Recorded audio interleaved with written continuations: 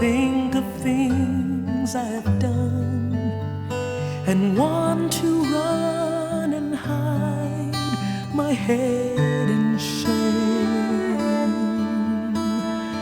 I know what it's like to really hurt someone and feel no sense of sorrow at their pain.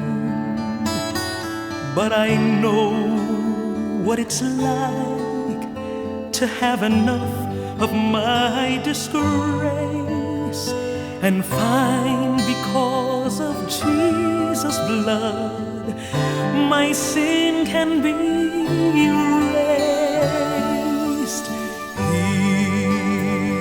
He has forgiven me.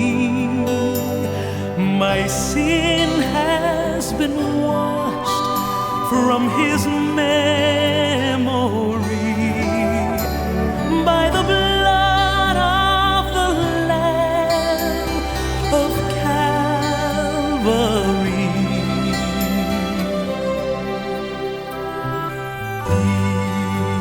He has forgiven me. You know what it's like for God to be your friend, to talk to Him with nothing in between. Do you know what it's like when the day comes to an end, to sleep in peace because your heart is clean? Do you know what it's like when the accuser comes your way